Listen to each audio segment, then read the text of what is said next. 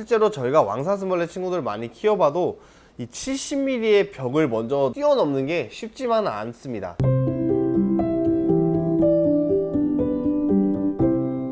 안녕하십니까, 곤충 키우는 남자 미키입니다. 제가 요즘에 딱히 몸이 아프거나 그러지 않은데 살짝 감기에 걸려가지고 목소리가 약간 조금 코맹맹이 소리가 난다는 점 양해 부탁드리겠습니다. 오늘은 제가 그토록 고집하던 토종 순혈 왕사슴벌레와 일반 사육산 왕사슴벌레에 대해서 좀 이야기를 해볼 건데요. 사실 어떻게 보면 좀 다루기가 예민한 문제이기는 하나 많은 분들이 너무 모르고 사육산이든 순혈이든 기르시는 것 같아서 준비를 해봤습니다. 수많은 우리나라 사슴벌레들 중에 특히 왕사슴벌레가 순혈 개체들이 대형화하기가 정말 힘든 것으로 알려져 있는데요. 대개 자연에서는 정말 커봐야 65, 6mm, 진짜 드물게 67, 8mm까지 좀 나오는 경향이 있고 채집되는 친구들은 거의 40mm, 50mm 꼬꼬마 친구들밖에 없습니다. 물론 이건 수컷 기준이고요. 암컷 같은 경우에는 저희도 강원도에서 작년에 채집했던 암컷이 28mm인가 29mm인가 그렇거든요. 그 정도로 야생에서는 대형급보다는 약간 중소형급이 많은 친구들입니다. 그런 이유 때문에 많은 분들이 사육산 왕사슴벌레를 선호하는 경우도 있습니다. 그래서 한번 이 왕사슴벌레들이 뭐가 다르길래 순혈과 사육산을 구분하는 건지 이해가 안 되시는 분들이 정말 많을 건데요. 오늘 제가 그 궁금증을 확 풀어드리도록 하겠습니다. 지금 보시면은 이쪽에 있는 게 사육산 왕사슴벌레고요. 이쪽에 있는 게 순혈 왕사슴벌레입니다. 사육산 왕사슴벌레가 한 70mm 정도 되는 친구고요. 이 친구는 이제 충청남도 산지 왕사슴벌레인데 63mm 정도 되는 친구입니다. 그냥 단순히 이렇게 좀 봤을 때 좀 차이가 많이 느껴지시나요? 우선 이 사육산 친구가 되게 몸이 우락부락합니다. 덩치도 엄청 크고 이렇게 움푹 파인 것들을 딤플이라고 하는데, 이런 사육산 왕사슴벌레들은 크기를 많이 키워내기 위한 누대들을 많이 하다 보니까 크기가 큰 유전자들을 계속 남기기 위해서 인라인 누대를 하는 건데, 같은 부모의 형제들끼리 짝짓기를 해가지고 크기는 더 커질 수는 있으나 형태적으로 조금 불완전한 그런 친구들이 많이 나오는 편입니다. 이 친구들이 그런 식으로 이제 자라다 보니까 확실히 형태들이 좀 우락부락한 친구들이 많고 이런 딤플들이 좀 많은 친구들이 많습니다. 그리고 사육산 왕사슴벌레 중에 극태 왕사슴벌레라고 해서 되게 턱이 두꺼운 친구들이 있는데요.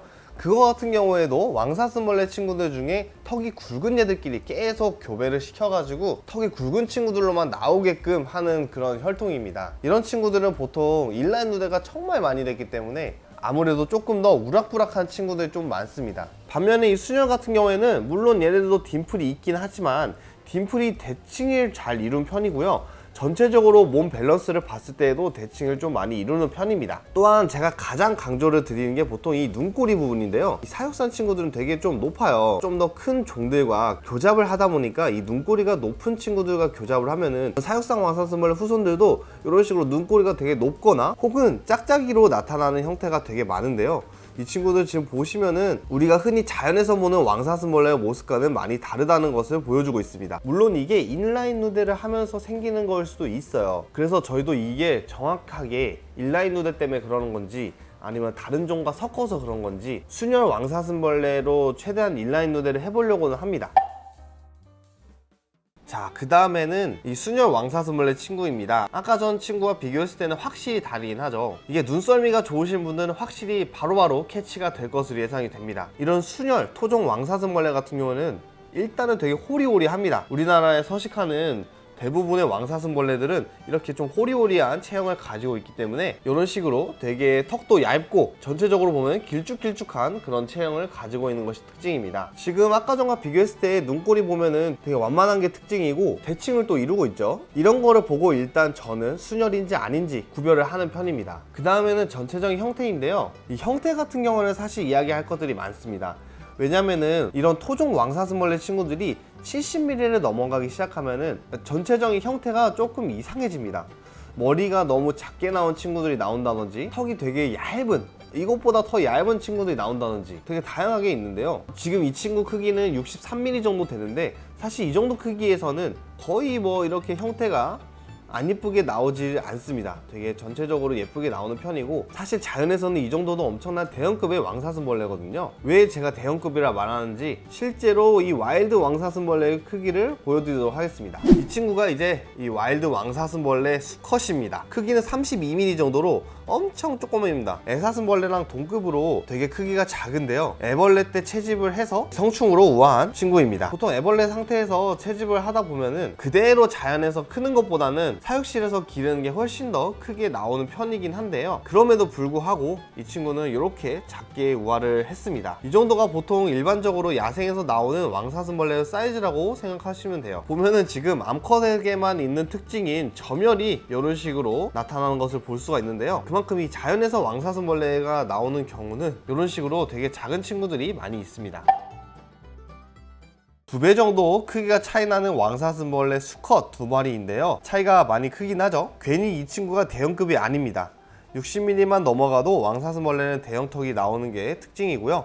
저희가 지금 조금 궁금해하고 있는 것은 요즘 사육산 왕사슴벌레 친구들이 60mm대로 나오는 애들 중에서 소형턱이 발현이 되는 경우가 있어요. 지금 이 순혈 친구들을 보면은 얘랑 좀 턱 모양이 좀 다르죠. 이런 소형 개체 같은 경우에는 내치가 조금 이렇게 안쪽으로 가 있는 반면에 대형 같은 경우에는 조금 더 위로 뻗어 있는 것이 특징인데요, 실제로 이 사육산 왕사슴벌레 친구들은 워낙 대형 크기이기 때문에 이 정도 사이즈, 그러니까 60mm 정도만 나와도 소형턱이나 혹은 중형턱이 발현되는 경우가 정말 많습니다. 그래서 저희도 사실 이게 크기가 너무 커져서 생기는 현상인지 혹은 사육산이기 때문에 다른 종들과 좀 섞였기 때문에 교잡이기 때문에 생기는 건지는 저희도 조금 확인이 좀 필요한 상황입니다. 자, 다음에 이야기할 것은 크기의 한계입니다. 보통 이제 토종 순혈 친구들이 사이즈가 보통 열심히 잘 키워도 한 70mm 초반이 거의 한계라고 보고 있고, 정말 잘 나오면은 70mm 한 중반대까지는 이제 실적이 나오고는 있는데, 이런 사육산 친구들 같은 경우에는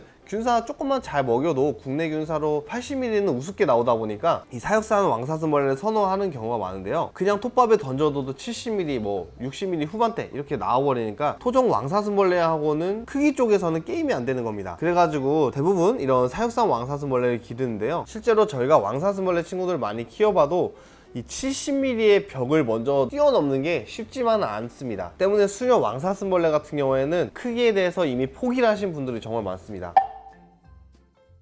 이 친구는 이제 수녀 왕사슴벌레 67mm 정도 되는 크기이고, 저희가 올해 작출한 아주 예쁜 친구입니다. 그래서 종축용으로 따로 빼둔 친구고요. 이런 형태로만 대형급이 나온다면 정말 좋을 것 같은데, 이 수녀 왕사슴벌레들이 진짜 신기하게도 70mm가 넘어가기 시작하면은 되게 요상한 형태로 나오기 시작한답니다. 그래서 그때부터는 제대로 된 선별 누대가 좀 필요하다고 보고, 이런 친구들을 계속 누대를 해야만 비로소 이 사육산 왕사슴벌레 크기만큼 되는 것 같습니다. 특히 이 균사 사육을 하는 데 있어서도 기존에 톱밥만 먹던 애들이 또 균사를 먹인다고 해서 바로 크게 나오는 경우는 잘 없고요, 얘네들도 균사를 1, 2세대 정도 계속 먹이면서 균사를 제대로 소화시킬 수 있는 소화 효소를 유전적으로 형성을 시키는 것이 정말 중요하다고 생각을 합니다. 물론 이 또한 개인적인 견해이긴 하지만 저희가 이제 앞으로 계속적으로 시도를 해볼 거고요. 우리나라 균사들도 안정적인 수급이 조금 아쉽기는 하지만 그래도 점차 성능은 좋아지고 있거든요. 그래서 저희도 이 수녀 왕사슴벌레 친구들도 이미 균사 투입을 많이 시작을 했고, 앞으로도 또 계속 균사 투입을 할 거라서 기대를 해주시면 좋을 것 같습니다.